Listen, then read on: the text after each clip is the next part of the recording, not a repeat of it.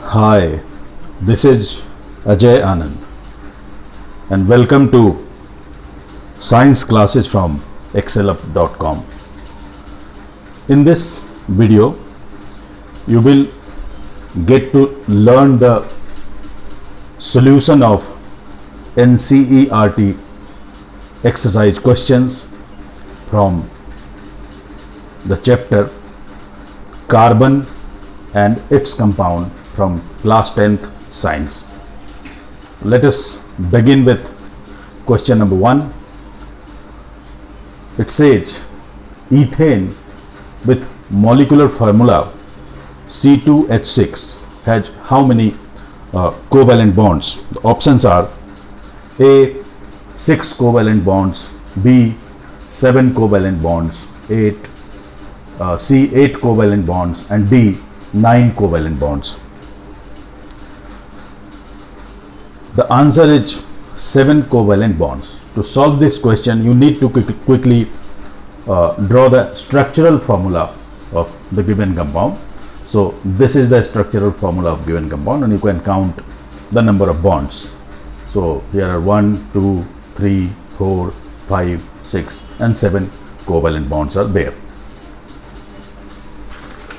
Question 2. Butanone is a 4 carbon compound with a functional group. Option A carboxylic acid, option B aldehyde, option C ketone, and option D is alcohol. This is a straightforward question. So the suffix ONE gives the clue that it's a ketone. Question 3. While cooking, if the bottom of the vessel is getting blackened on the outside, it means that option A is food is not cooked properly, B fuel is not burning completely, C fuel is wet, and D fuel is burning completely. The answer is B, fuel is not burning completely. A utensil or anything will get black soot or a layer of black soot only in case of presence of unburnt particles. Okay, so whenever there is incomplete combustion of a given fuel, you get black soot. Okay, and that is why the utensils they get a coat of black soot. Explain the nature of covalent bond using bond formation in CH3Cl. So here, first of all, let us make the structural formula of CH3Cl, that is ethyl chloride or chloroethane, whatever you call, and then you can draw the electron dot structure of the given compound. So this is carbon and these are atoms of hydrogen, and here is chlorine. With each atom of carbon, hydrogen, carbon is sharing 1 electron. So one pair is here is another pair, a third pair is here. So all of these, they are single bonds. In case of chlorine also, chlorine has 7 electrons in the outermost shell. So it needs 1 electron to complete the octet. Here also 1 pair of electrons is being shared. So this is also a single bond. So all the bonds in the compound CH3Cl, they are single bonds. So this is the answer, that the nature is single bond. Question 5. Draw electron dot structures for ethanoic acid, hydrogen sulfide, propanone, and fluorine molecule. This figure is for ethanoic acid. Here are atoms of carbon. This atom of carbon is sharing 1 electron with each with 3 atoms of hydrogen. So here are 3 single bonds as shown here in the structural formula. Then this atom of carbon is sharing 1 electron with an atom of oxygen as shown by a single bond over here, and it is sharing 2 electrons. So here a double bond is being formed with this oxygen atom as shown in this structural formula. Then with the remaining atom of hydrogen, the oxygen is making a double bond. So this is the structural formula, and this is the electron dot structure of ethanoic acid.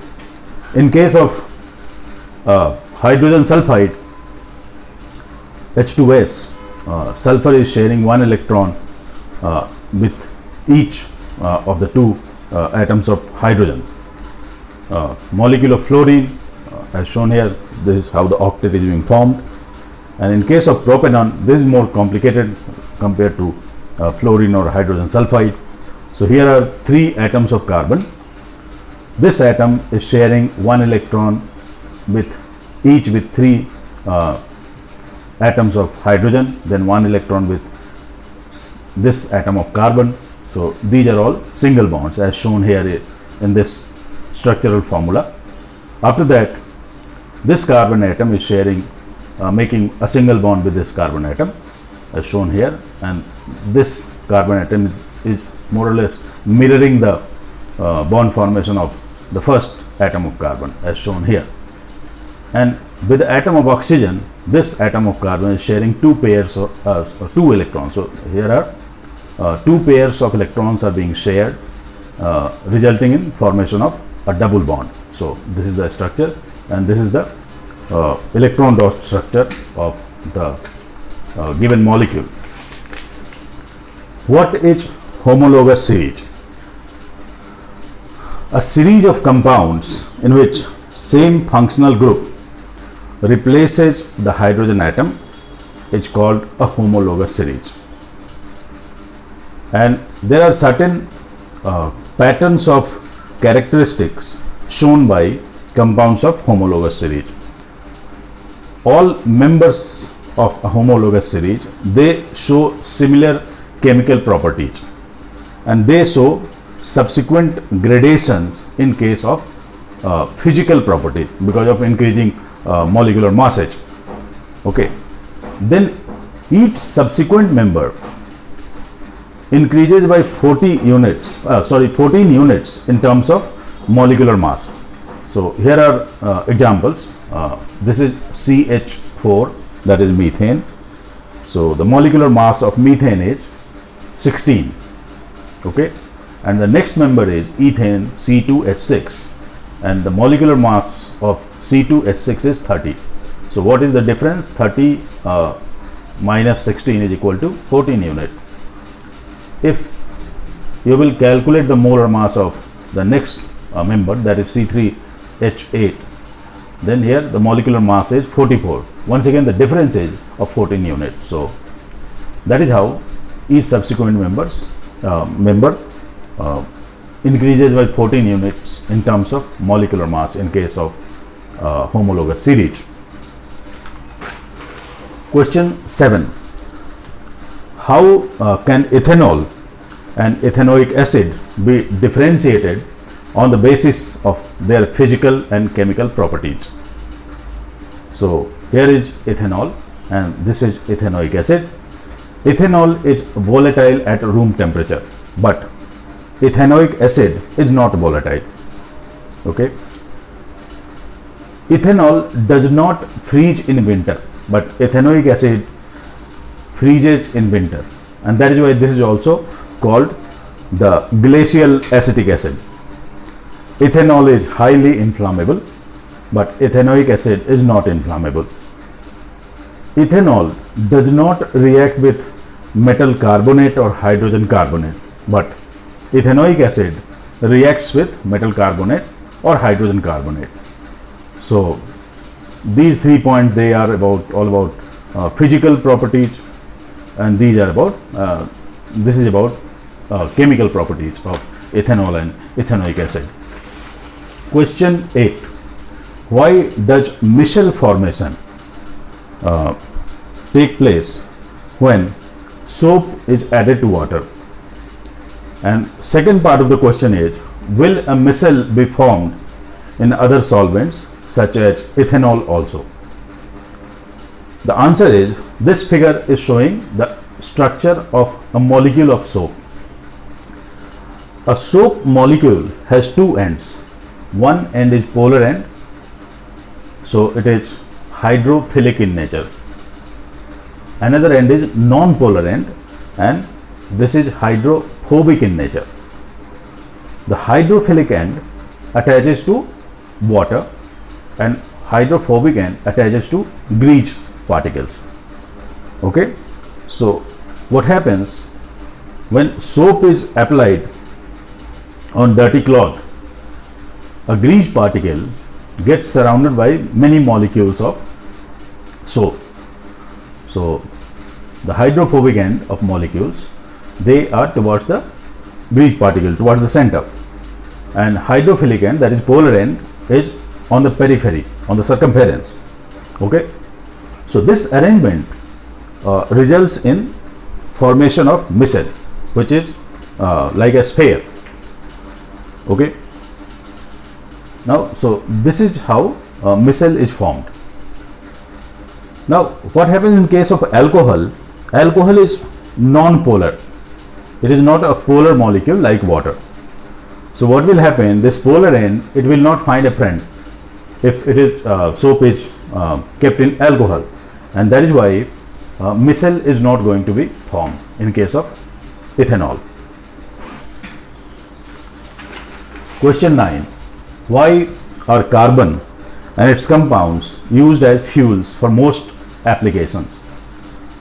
Carbon readily undergoes combustion and it produces heat as a result of combustion. So this is a very easy reaction to carry out, does not require too much of heat being applied, and that is why carbon or its compounds, they are used as fuels for most of the applications because of the convenience factor. Question 10. Explain the formation of scum when hard water is treated with soap. Hard water contains salts of calcium and magnesium. When soap molecule reacts with salts of calcium or magnesium, it makes a precipitate. So what happens? Precipitate is insoluble in water, and this insoluble precipitate, it appears like scum in hard water. Question 11. What change will you observe if you test soap with litmus paper? This is a simple answer. You must be aware the soap is basic in nature or alkaline in nature. So when red litmus paper is dipped in soap solution, it will turn to blue, and there will be no effect on blue litmus paper. Question 12. What is hydrogenation? What is its industrial application? Addition of hydrogen to unsaturated hydrocarbon is called hydrogenation. So what happens when an unsaturated hydrocarbon is heated in presence of hydrogen along with a catalyst nickel, then it changes to saturated hydrocarbon.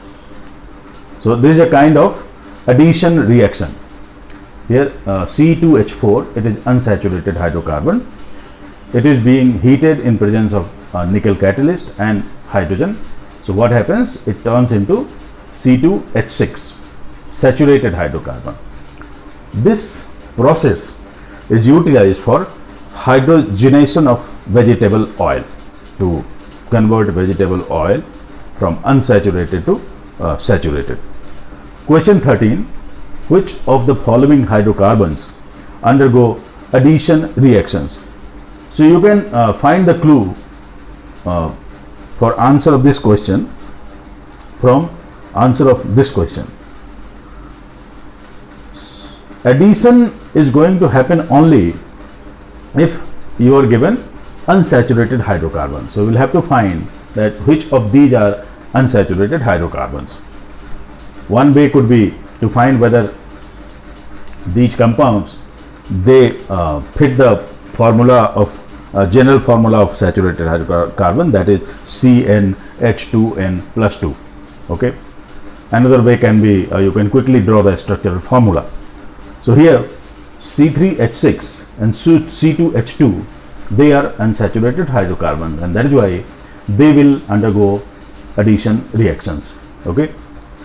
Question 14. Give a test that can be used to differentiate between butter and cooking oil. This test is called bromine water test. Bromine water is light orange in color. So when unsaturated hydrocarbon is added to it, that is cooking oil, it will decolorize bromine water. Question 15 is, explain the mechanism of cleaning action of soaps. So answer to this question would be more or less similar to answer to question number 8. So we will have to explain how a micelle is formed, and after micelle formation, what happens? A large number of micelle is formed when we are trying to wash cloths, and when cloth is agitated as we do in washing machine or while beating the cloth with a heavier stick, these micelles they get separated from cloth, and that is how cloth is clean, and that is how soap helps in cleaning cloths. That's all for this lesson. Thank you.